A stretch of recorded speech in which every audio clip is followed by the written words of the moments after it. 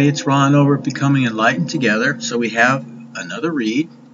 This one right here is a little bit less positive than some of the others. The other readings that we've done this week deal with, becoming more in tune with your intuitive abilities, your psychic abilities, of thinking more positively, the power of your tongue, things of that nature.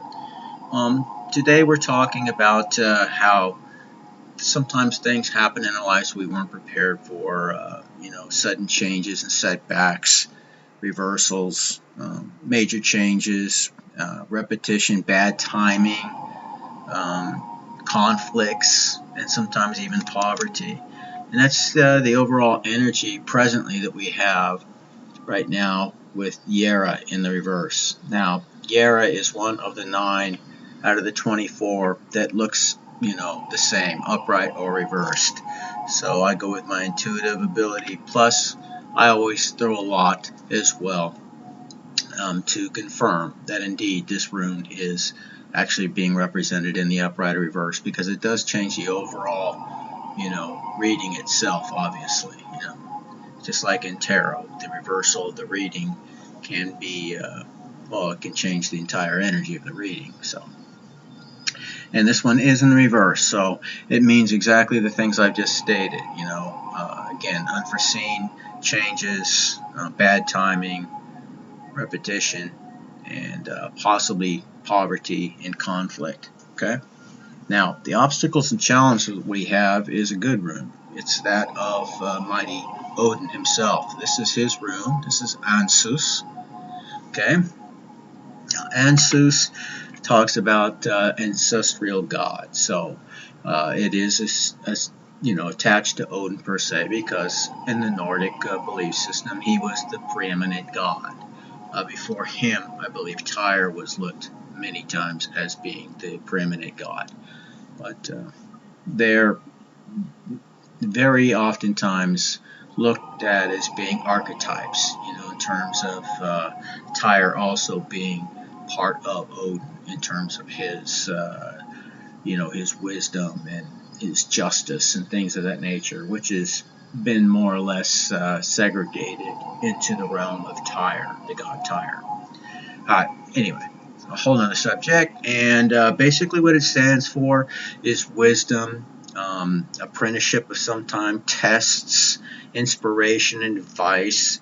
Talks about revealing of information, messages coming and going, insights and signals, some type of speech, or the power of words. He was gifted in terms of his use of words, poetry, perhaps using it in a magical sense as well. His words put together in a poetic sense, in terms of incantations and things of that nature. And it's something that is used today very often in, paganism and Wiccan beliefs. Okay. All right. So it also talks about somebody who takes good advice, gives good advice, somebody who has good health, lives in harmony and in truth. So those are all very positive and important aspects, okay? And that is the obstacles and our challenges, okay? With Yera showing us that things happen sometimes without our being aware or given any, foreknowledge of it, and it can throw us off. Remembering, of course, to communicate, to be wise, and so on can be a challenge at times, but it's something that we should actually take to heart, because it can mean either success or lack thereof in these very, very trying situations. Now, in our help and advice, we see that echoed even further with the rune Iwas. Now, Iwas is yet another very powerful rune. It talks about things such as protection and defense, but it talks about rebirth as well. So conflicts, quests of some type, but it talks about success in those endeavors, strength and reliability.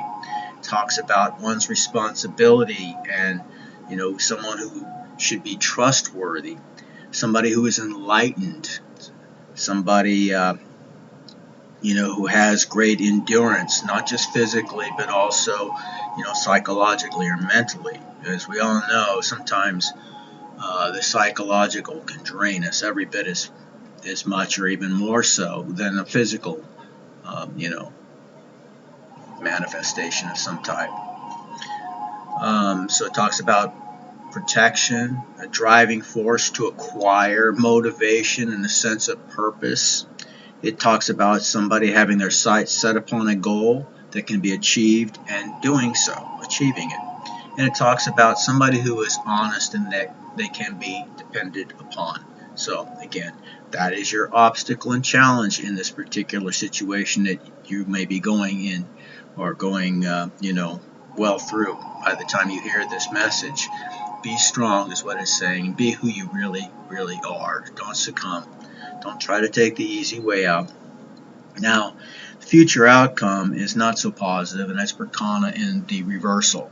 Okay? Berkana in the reversal. Now, this one ordinarily speaks about Birch, the great Birch goddess, somebody that we could more or less, I guess you can say, compare to like Mother Gaia, Mother Earth, something like that. Somebody who looks after the animals, the flora, the fauna, as well as being a protector of both children and women in the afterlife, things of that nature. Okay, so this in the reverse, however, talks about family problems. Okay, family needs, necessities not being met. Talks about anxiety and worry, domestic troubles of sorts. Talks about being anxious about somebody specifically close to you or in your family. It talks about carelessness, a sense of abandon, loss of control, blurring of one's consciousness, sterility, and stagnation. So again, with the obstacles and challenges being that of mighty Odin, we can overcome whatever the situation is that you're going through that's, having you really stressed out and having to make some very difficult decisions.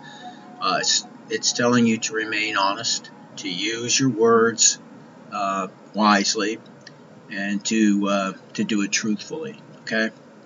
It's saying that you already are looked at as being somebody who can be trusted by the gods. So that speaks very highly of whoever this is for. But we're all tested, we're all tried, and we all go through some very difficult situations at times.